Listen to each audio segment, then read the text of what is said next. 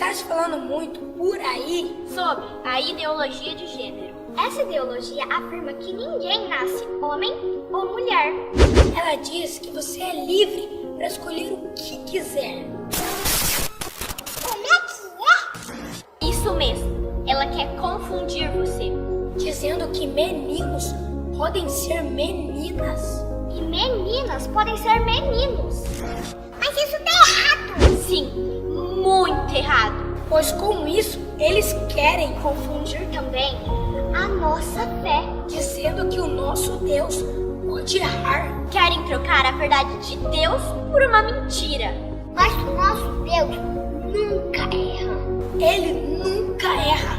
Meu Deus me fez menina. Meu Deus me fez menino. Meu Deus não errou comigo. Eu sou o que sou porque meu Deus me fez assim. Por isso, a nossa resposta contra a ideologia de gênero é: meu Deus nunca erra. Meu Deus nunca erra. Meu Deus nunca erra. Meu Deus nunca erra. Diga não à ideologia de gênero!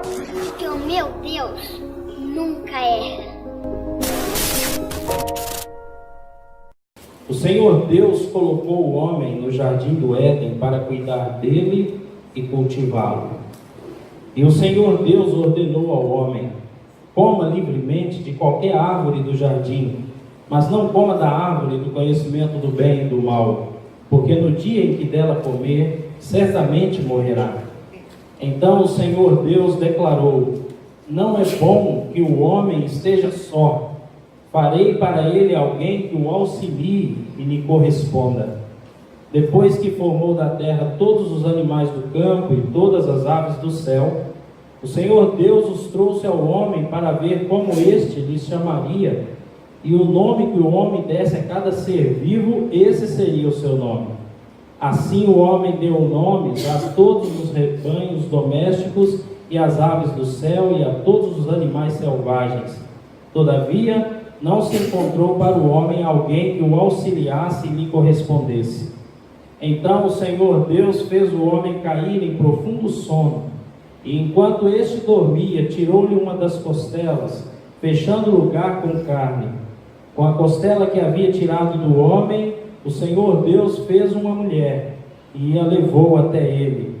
Disse então o homem: esta sim é osso dos meus ossos e carne da minha carne. Ela será chamada mulher, porque do homem foi tirada. Por esta razão, o homem deixará pai e mãe e se unirá à sua mulher, e eles se tornarão uma só carne. O homem e sua mulher viviam nus e não sentiam vergonha. Semana passada nós demos início a essa série de mensagens chamada Ideologia de Gênesis. Na verdade, isso é um contraponto à ideologia de gênero. Nós dizemos aqui que a ideologia de gênero é algo que não é tão antigo assim, mas que surgiu há alguns anos atrás. Mas deixa eu definir para você algumas palavras. Por exemplo, ideologia. O que significa essa palavra ideologia? Ela é a junção de duas outras palavras gregas, que é a palavra ideia e a palavra logos. Quando você junta essas duas palavras, forma ideologia. A palavra ideia tem o sentido de ideias, de modelos ideais. A palavra logos, ela tem o sentido de estudo, de conhecimento. Então, ideologia nada mais é do que a ciência que estuda a formação das ideias e da sua origem. Ou seja, é a origem, de onde surgiu a determinada ideia a respeito de determinado assunto. E assim forma-se essa ciência, né, chamada ideologia. Gênero. Gênero pode ser aplicado a uma série de coisas. Mas em relação ao ser humano, gênero é aquilo que identifica e diferencia entre um homem e uma mulher. Né? Gênero é gênero masculino ou gênero feminino. É o que nos identifica e que nos diferencia um do outro. Gênesis. A Gênesis já é outra palavra que significa início, começo. É o nome que é dado ao primeiro livro da Bíblia. onde narra as origens, né, da criação de Deus, o ideal de Deus. A ideologia de gênero tem essa ideia de que você pode ter nascido com órgão sexual de menino, mas você é uma mulher, então você nasceu no corpo errado, né? Ou o contrário, você nasceu com órgão sexual de mulher, mas na verdade você se comporta como homem, então você nasceu no corpo errado. Fisicamente você é homem, mas você se sente como mulher, então seu gênero seria feminino. Por que uma pessoa vai defender uma ideia dessa?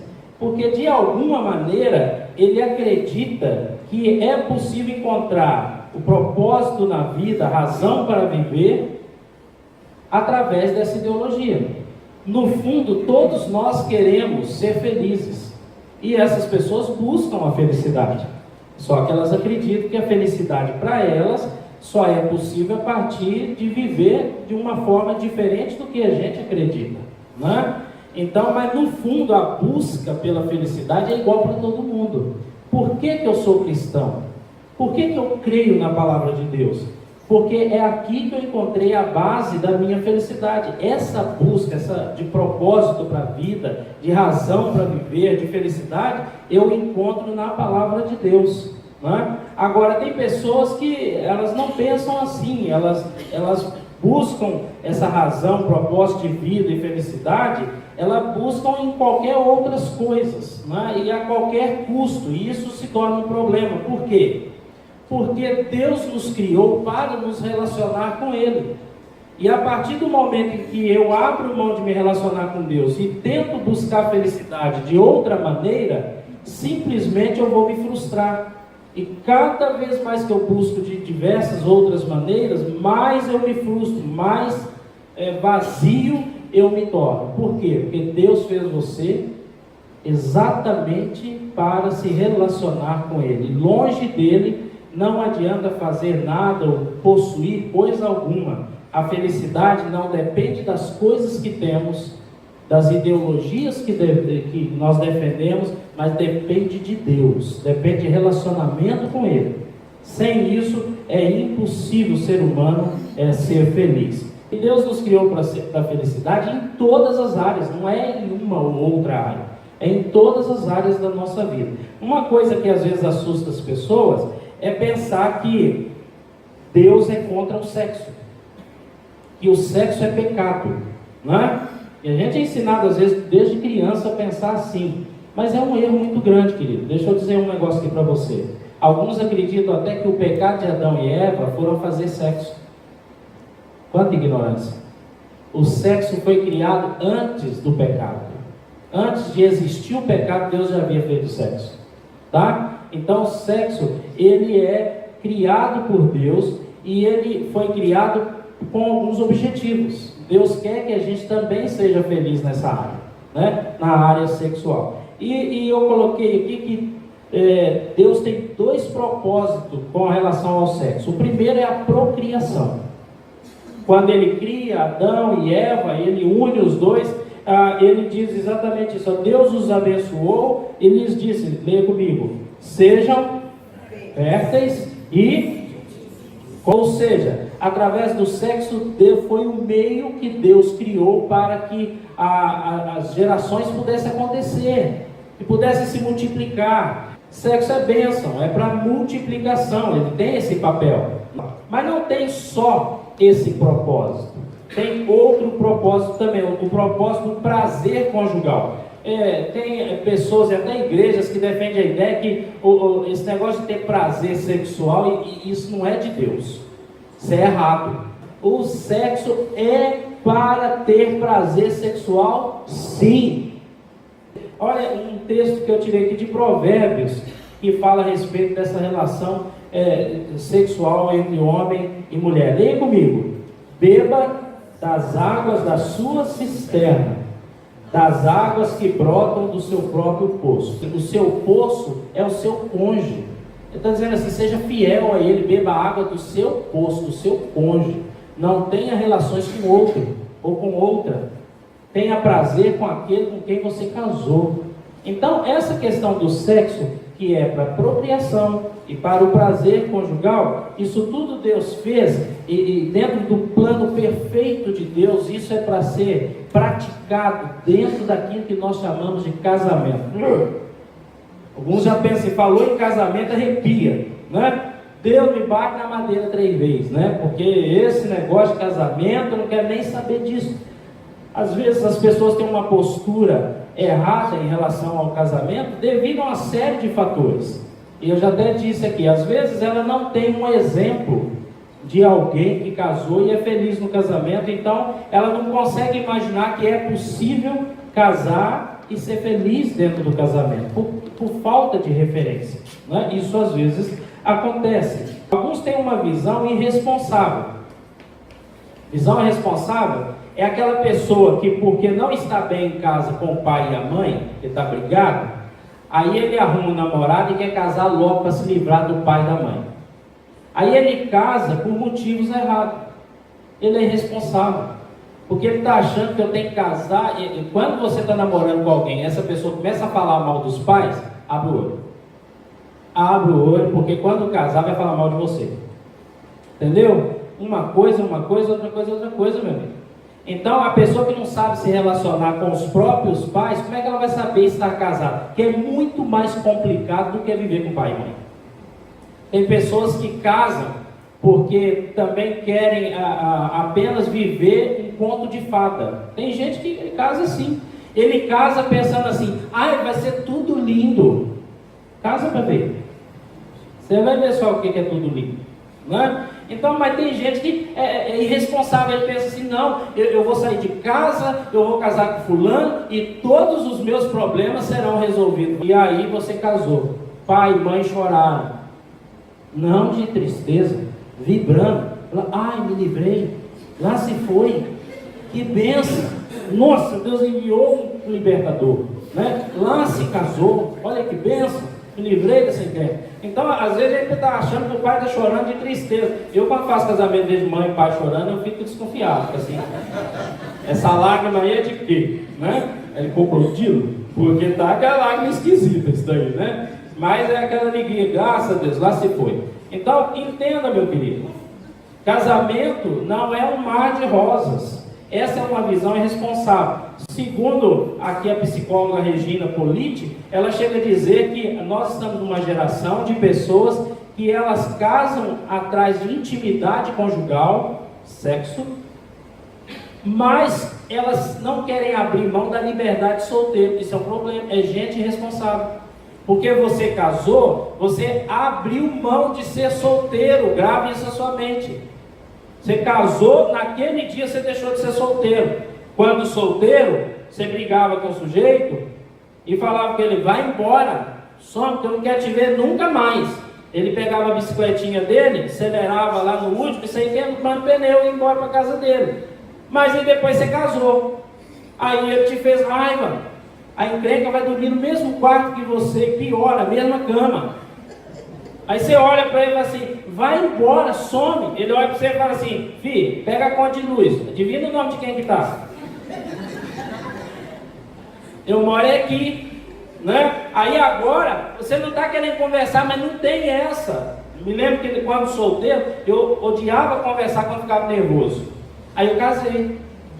A Cida não suporta ficar calada quando está nervosa. Aí agora junta essas coisas. Gente do céu, foram noites e noites, né, de aprendizado. Dei uma aliviada agora, né? Porque senão o bicho pega lá em casa. Mas assim, é aprendizado, filho. Agora não tem mais aquela liberdade solteira. Pastor, ele agora quer fuçar meu celular. Aí, você casou. Se você não quisesse que não fuçasse seu celular, não casasse. Entendeu? Não existe mais segredos. Não existe, os dois é um só. Então, não tem essa mais. Eu vou sair de casa, tem que ficar falando para a mulher onde eu vou. Tem. Você casou? Se você for solteiro, tudo bem, mas se casou, filho, você vai ter que falar onde vai, que hora que vai, com quem vai, que hora que vem. Mas aí tem o outro extremo. Tem pessoas que olham para o casamento como uma desgraça. E aí eu peguei aqui a opinião de algumas pessoas, gente que sabe do que está falando. Observe aí a socióloga, por exemplo, Maria Leandro, olha o que ela diz. O casamento dura enquanto durar o amor Ou seja, só lua de mel. Porque o sujeito voltou, deixou o creme dental lá sem tampinha, já virou briga. Aí acabou o sentimento de gostar, então já acabou o casamento. O casamento é isso? Enquanto dura o amor sentimental? É uma visão errada, não é? É uma visão pessimista. Mas tem outros. Arthur Schopenhauer, ele diz assim, lê comigo: casar significa duplicar as suas obrigações e reduzir pela metade. É um sujeitinho pessimista, né? Então, assim, você duplicou as obrigações e reduziu pela metade os seus direitos. Mas aí tem uma outra opinião, que é esse sim, o dramaturgo Jorge Bernard Shaw. Ele diz assim: matrimônio não é loteria.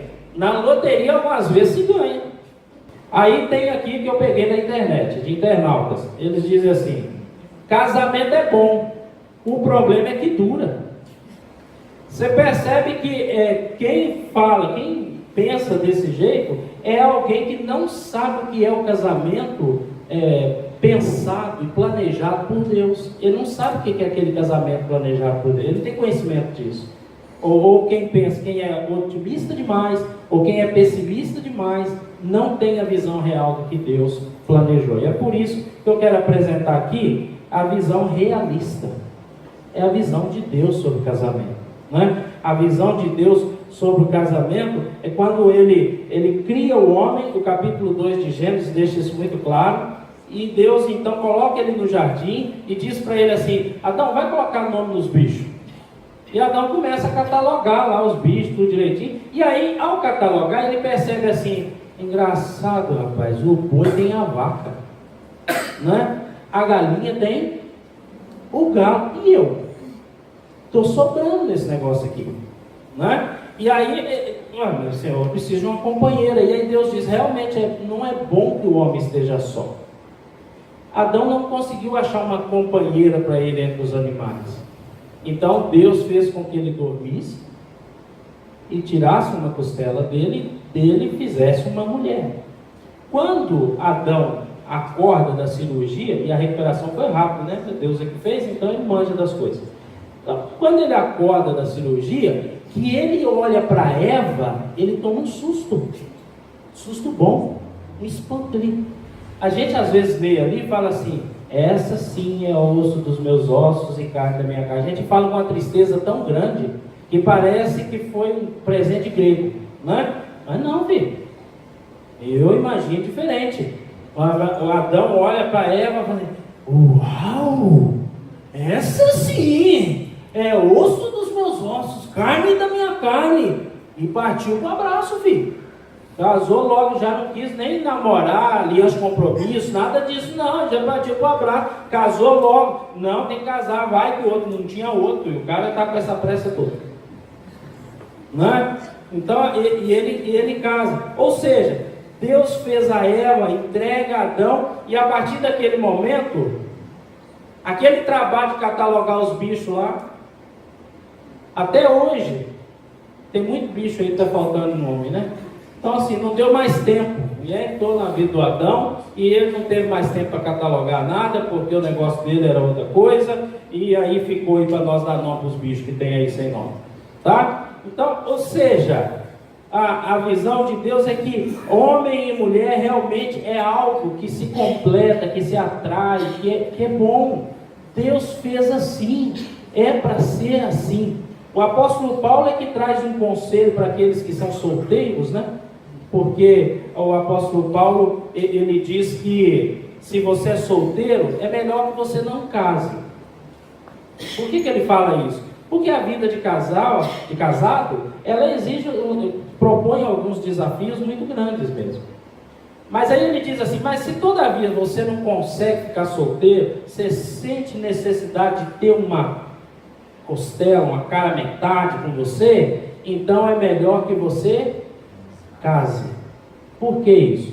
Porque dentro da visão de Deus, da visão realista de casamento, o sexo só deve ser praticado dentro do casamento, porque através dele gera algumas coisas entre o casal. Entre elas, gera intimidade.